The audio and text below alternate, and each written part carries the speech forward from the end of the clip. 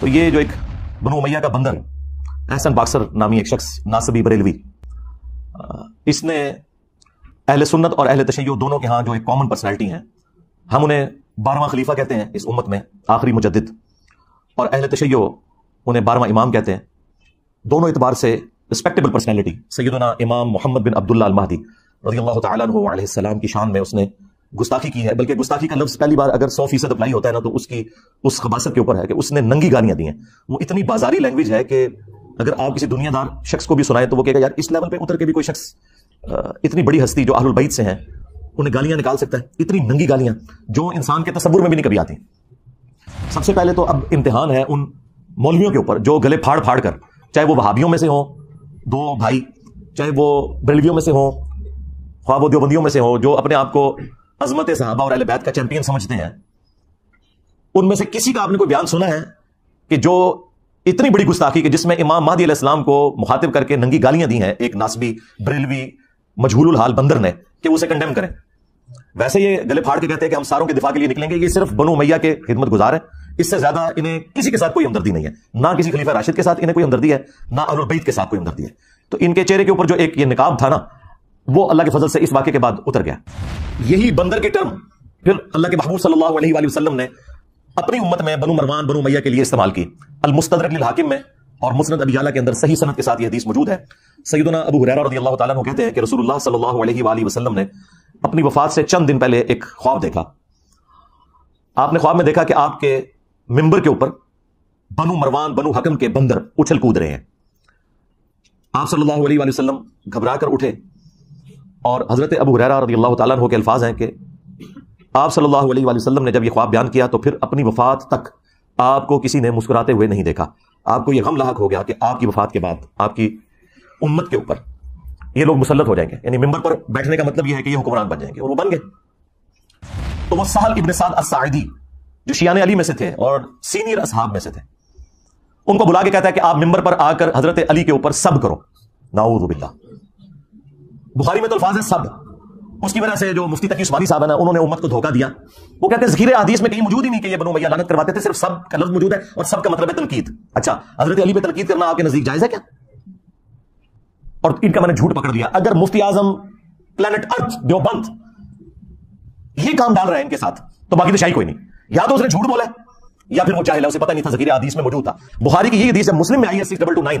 اس میں الفاظ ہے، اس نے کہا لعن اللہ ابو تراب، کہو کہ مٹی والے ابو تراب علی ابن ابی طالب پر لعنت۔ نعوذ باللہ، ہم تو اس پہ کہیں گے کہ جنہوں نے بھی مولا علی پر یا اہل البیت پر لعنتیں کروائی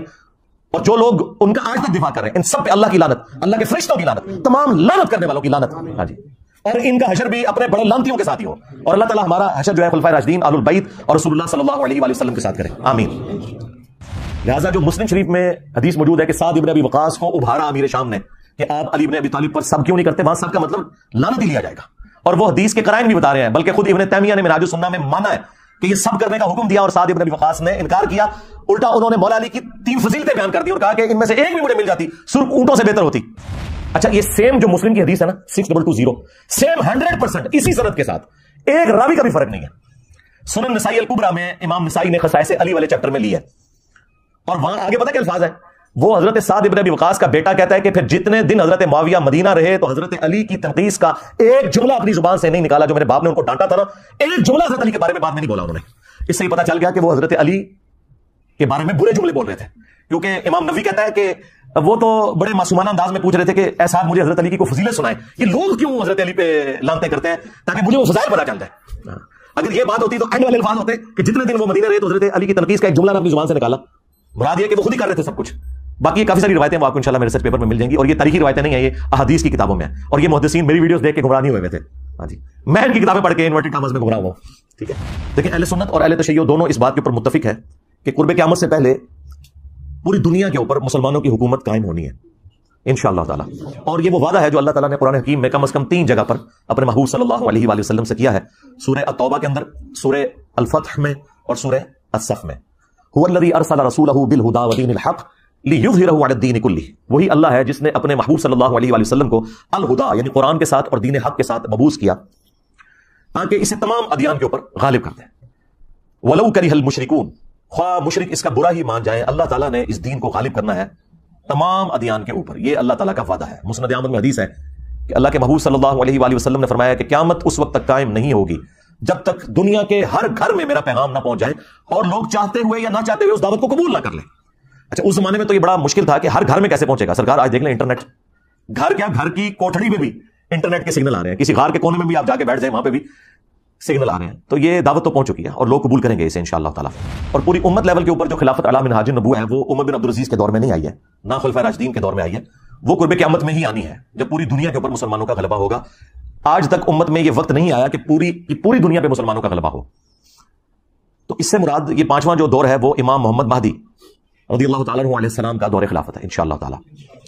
ہم نہ دیکھ سکے, ہماری آنے والی نسلیں انشاءاللہ ضرور اسے دیکھیں گی. اور امام مہدی کے لیے میں نے آپ کو پہلے بھی بتایا کہ یہ ضروری ہے کہ ان کے آنے سے پہلے فرقے ختم ہو جائیں. ادروائز سنیوں میں آ گئے تو شیعہ نے نہیں ماننا, شیعہ میں آ گئے تو سنیوں نے نہیں ماننا, یہ ذہن میں رکھیے گا. تو پہلے تو لوگوں کو سمجھ نہیں آتی تھی کہ یہ کیسے ہوگا کہ اتنی بڑی فرقہ واریت کی دراڑ ختم ہو. لیکن دیکھیں اللہ تعالیٰ نے ہمارے اس چھوٹے سے پلیٹ فارم کی برکت سے ہماری زندگی میں ہمیں ان 12 سالوں میں وہ کچھ دکھایا کہ 1200 سال کی جو گمراہی تھی فرقہ واریت کی, اللہ تعالیٰ نے اسے کیسے ختم کیا. ہمارا ایک نعرہ ہی سب کو لے گیا کہ میرے نبی سا ہے ہی کوئی نہیں, تیرے بابے تھے شاہ ہی کوئی نہیں. تو لوگ دوبارہ سے رسول اللہ صلی اللہ علیہ وآلہ وسلم کی مبارک ذات کی طرف متوجہ ہوئے ہیں. اہل البیت کا مقام انہیں پتہ چلا ہے, خلفائے راشدین کی عظمت ان کے دلوں میں جاگی ہے الحمدللہ. اور فرقوں کے بزرگ بابوں سے جان چھوٹ گئی ان کی. جس طرح توحید میں وہ ایک اللہ کے ماننے والے ہو گئے, اسی طریقے سے اطاعت میں وہ بابوں کی بجائے ایک اس شخص کے ماننے والے ہو گئے کہ جس کی قبر مدینے میں ہے. صلو علی محمد و آل محمد, اللہم صلی علی محمد و علی آل محمد. اللہ تعالیٰ کا یہ وعدہ ہے کہ جو لوگ ایمان لائیں گے اور نیک اعمال کریں گے اللہ تعالیٰ انہیں ضرور بالضرور دنیا میں خلافت دے گا, حکومت دے گا. یہ جو آیت ہے نا سورہ نور کی آیت نمبر 55, اس کے کانٹیکسٹ میں حافظ ابن کثیر نے یہ پوری بحث کی ہے اور 12 خلیفوں والی حدیث بخاری مسلم کی نقل کر کے انہوں نے کہا کہ اس حدیث سے کوئی یہ مطلب نہ لے کہ یہ حضور کے فوراً بعد شروع ہو جائیں گے. انہوں نے کہا فوراً بعد جو ہے وہ 4 ہی ہیں, ابو بکر, عمر, عثمان اور علی, اور حسن ابن علی کے 6 مہینے بھی حضرت علی کی خلافت کے دور میں ہی آتے ہیں. اور پھر وقتاً فوقتاً خلیفہ آئیں گے جس طرح عمر بن عبدالعزیز آئے, اور آخری خلیفہ ہوں گے امام محمد مہدی. کہ جب رومنز اور پرشینز کے خلاف جنگ جاری تھی حضرت عمر کے دور میں, اور سیدنا عمر نے یہ ارادہ کیا کہ میں خود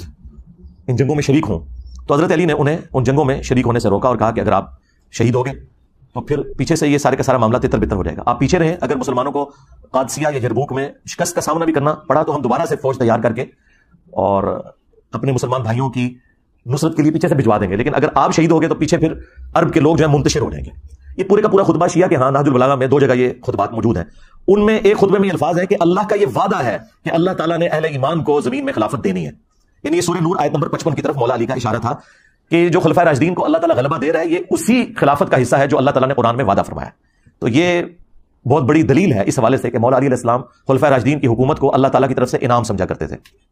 الحمدللہ. اور پھر یہ 12 احادیث ان لوگوں کے لیے بھی لمحہ فکریاں ہیں جنہوں نے اس امت میں تقلید کے نام کے اوپر ایک فتنہ کھڑا کیا, اور انہوں نے یہ کہا کہ 4 اماموں میں سے ایک امام کی تقلید ضروری ہے, ادروائز آپ گمراہ ہو جائیں گے. تو میرا یہ معصومانہ سوال ہے کہ جس امام نے قرب قیامت میں آنا تھا یعنی امام محمد مہدی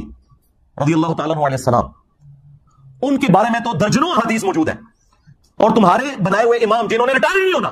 لیکن ریٹائر نہیں ہو رہے نا, وہ کہہ رہے ہیں آج بھی تقلید انہیں کی کرنی ہے. حالانکہ آج 80% مسائل جو ہے نا وہ جدید ہیں, جن کا امام حنیفہ, امام شافعی, امام احمد بن حنبل, امام مالک کو پتہ ہی نہیں ہے کہ اس وقت دنیا میں کیا مسائل ہیں. ان میں ان اماموں کی توہین نہیں کر رہا, ان کے نام پہ جو فرقے کھڑے ہوئے ہیں نا ان کو ٹارگٹ کر رہا ہوں. اگر ہم آج عیسیٰ ابن مریم کے حوالے سے کرسچنس کو جھنجھوڑتے ہیں تو اس کا مطلب یہ نہیں کہ ہم عیسیٰ ابن مریم کی توہین کر رہے ہیں. تو جن اماموں نے ریٹائر نہیں ہونا بقول ان کے بارے میں کوئی حدیث ہے, اور جس نے قرب قیامت میں آنا تھا ان کے بارے میں تو حدیث موجود ہے. اس کا مطلب ہے کہ یہ انہوں نے خود جعلی عقیدہ تقلید کا گھڑے. ہاں آپ امام اگر ایکسپرٹس کے طور پر کہیں تو سرکار وہ تو جتنے بھی امت میں بڑے بڑے علماء جنہوں نے اس امت کو کنٹریبیوٹ کیا ہے وہ سارے ہمارے امام ہیں, چاہے وہ امام بخاری ہو, امام مسلم ہو, باقی محدثین ہو, فقہا ہو, امام حنیفہ, امام شافعی, احمد بن حنبل, امام مالک رحمہ اللہ اجمعین, یہ سب کے سب ہمارے امام ہیں. پہلی حدیث بخاری اور مسلم دونوں میں موجود ہے. رسول اللہ صلی اللہ علیہ وآلہ وسلم نے فرمایا تمہاری اس وقت کیا شان ہوگی جب عیسیٰ ابن مریم تم میں اتریں گے یعنی قرب قیامت میں, وَإِمَامُكُم مِّنكُم, اور تمہارا امام تم میں سے ہوگا. یعنی امام جو ہے یہ امت ہوگی, اور عیسیٰ ابن مریم جو کہ اولو العزم پیغمبر ہیں, 5 پیغمبروں میں سے, محمد رسول اللہ صلی اللہ علیہ وآلہ وسلم, ابراہیم خلیل اللہ,